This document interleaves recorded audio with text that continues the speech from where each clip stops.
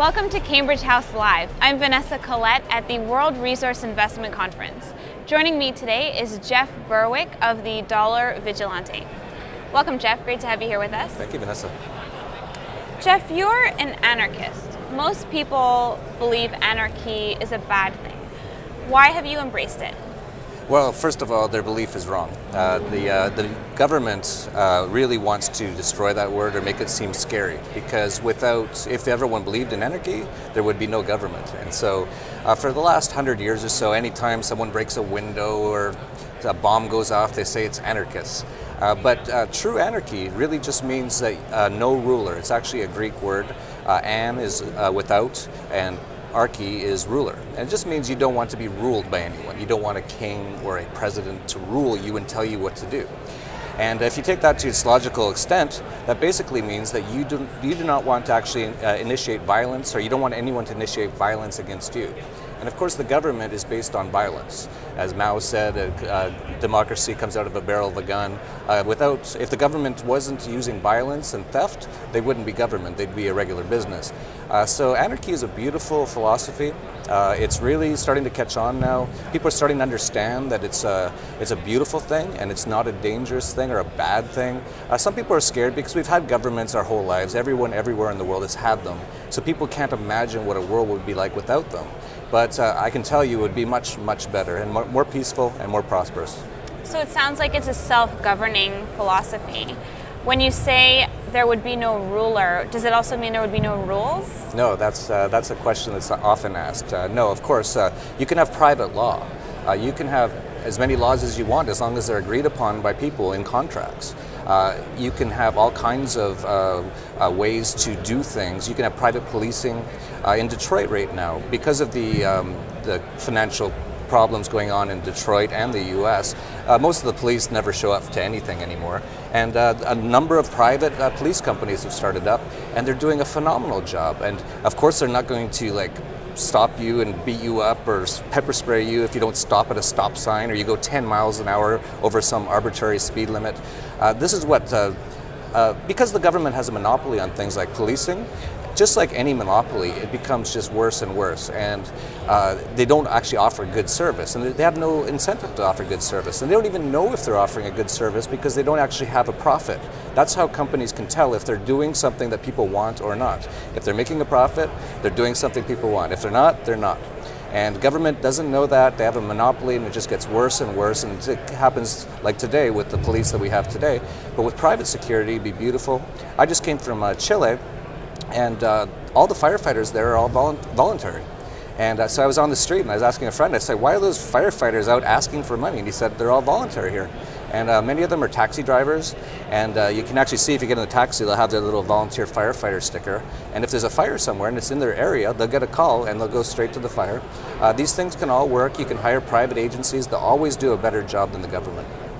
Do you always think that having more regulation impedes economic growth? Because if you look at Singapore, the case can be made that although they increase the regulation and really a lot of very strict regulation, but the economy is setting a standard for the world.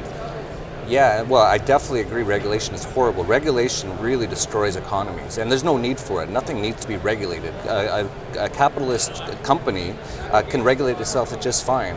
Airlines have the biggest interest in making sure their planes don't crash than anyone else. If Air Canada crashes every week, Air Canada is not going to be around very much longer. But the government comes in and says, oh, we need to regulate it, and we need to make sure they're doing everything correctly. Companies do that already.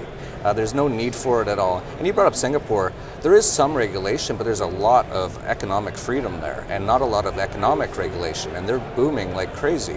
I just started a Bitcoin ATM recently, and I got out of the business because we went into the US and we said, hey, we're just going to, here's a new currency, it's great, it's exciting, and people are interested in it, we're going to have a Bitcoin ATM. And I hired some lawyers, and they said, oh, well, you're going to be under 4 different US regulators, banking, money, securities, even communications, because we're using the internet. So the total amount of regulation would have meant that we'd have to spend a minimum of $25 million just to get insurance bonds to be a money transmitter. And that's how these regulations work. It's actually part of fascism. So the companies work with the government who have the guns, and the big companies say, hey, most of the regulations are actually, the big companies want it. Walmart wants more regulation because it keeps the competition out. It's basically fascism. So what do you think about some of the gun policy review that's happening in the US right now? Well, I think it's terrible. I think guns should be banned in the hands of the government and the police. But in any other sense, I believe in total freedom. Anarchists believe that you can do whatever you would like as long as you don't hurt anyone else. So if you want a gun, that's fine. If you shoot someone with a gun, that's a different story. But definitely, it's really terrible what they're doing in the U.S. The real last chance, and this is what the whole Second Amendment in the U.S. was all about, was giving you your own way to protect yourself in case your government ever becomes totally tyrannical, which the U.S. government currently is.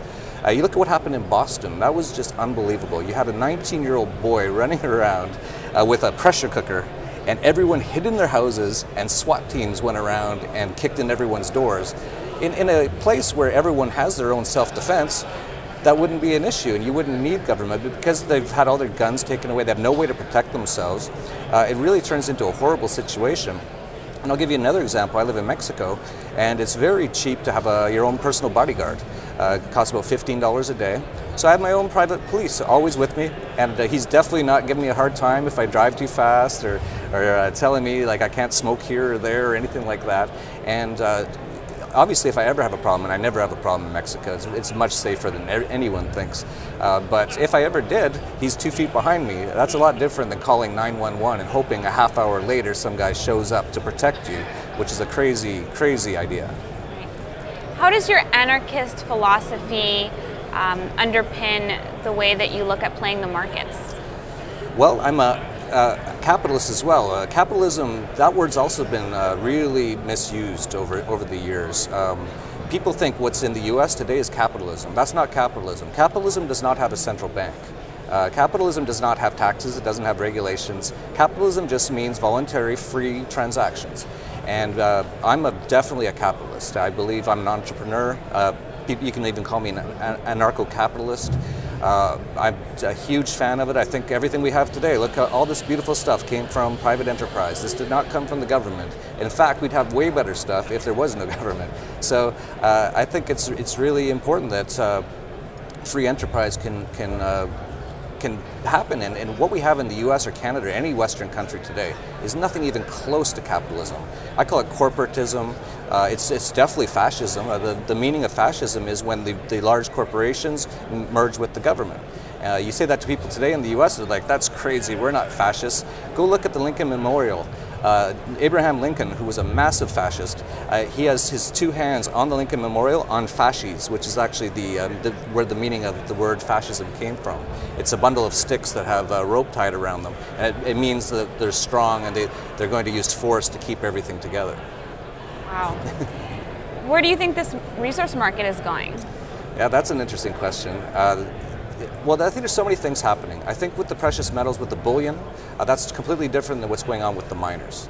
I have no doubts that gold and silver are going to do very well in the coming years. I think the fiat currencies are going to collapse. For that reason, I don't even really watch U.S. Gold prices in U.S. dollars. I usually hear it from other people. They'll say, yeah, I heard gold's down $50 today. And I'll be like, oh, I don't care. I have gold because I know that gold's going to be worth something, whereas Ben Bernanke is counterfeiting money at unbelievable amounts right now, just destroying the U.S. dollar. So people should really realize that they should be getting into hard assets. Anything Ben Bernanke can't counterfeit is a good investment. And we're here at the Resource Show. And I really think if people aren't invested in some of these mining companies, especially gold and silver miners, the time has never been better. They've been really beaten down over the last few years, and it's an amazing time to get in. It's very volatile, it's speculative, but I think there can be massive gains over the next few years. I'm going to say a name, and I want you to give me a brief take on each one. Ben Bernanke. Criminal, counterfeiter, manipulator. He's a price fixer. He fixes the price of interest rates. Everything that they say bad things, that's what he does. He counterfeits money. That's all he does. He prints up money. He just hits a button on a computer. And he actually thinks that, sorry, you asked for a short question. Maybe I should keep these, short answer. Maybe I should keep them shorter. Okay, how about President Obama? Sociopath, criminal, a murderer, a thief, disingenuous. That's enough. Drone bomber. Passionate. Ayn Rand. Ayn Rand, that's an interesting one. I just started a community in Chile called Gulch Chile after her book Atlas Shrugged, where all of the world became so socialist, just like today, socialist, fascist, statist, that all the producers went to one place. So I'm actually starting a community in her tribute to her. She's an objectivist. That's a different thing than anarchy, and but she really moved a lot of development of thought on how the world should be, especially the way that she looked at greed. She said greed is good. People, when they create wealth, that's a good thing, and we should want those people who are creating wealth to create as much of it as they possibly can. So what's the difference, just a quick sideline, what's the difference between objectivism and being an anarchist? You know, they sound very similar. There's a lot of similar tones. I'm really not sure. I've never looked into objectivism a lot. It sounds a little like a religion, though. A lot of people sounds like capitalism. I mean, it's pure capitalism.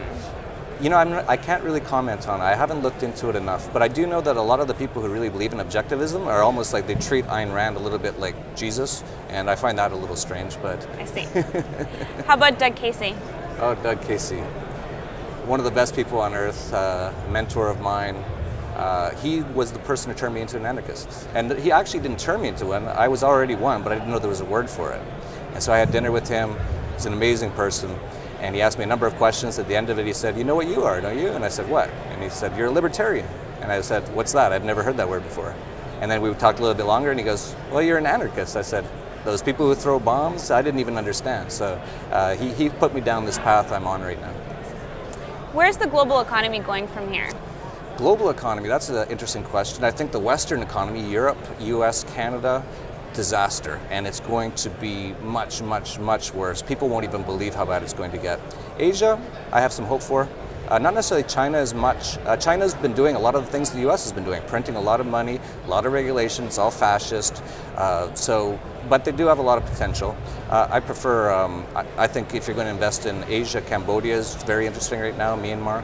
I really like Latin America. Mexico is booming. Chile is unbelievably booming. There's very little government involvement in the economy. The Chilean government has almost no debt, no deficits, lower taxes, not much regulation, and because of that, their economy is booming. What's next for you, Jeff? You have some ventures and hotels, internationalizing your assets. Yeah, I do so many things, and I just do it every day. Really, my passion is about freedom and about prosperity. And I really see that people don't understand that true capitalism is what brings prosperity.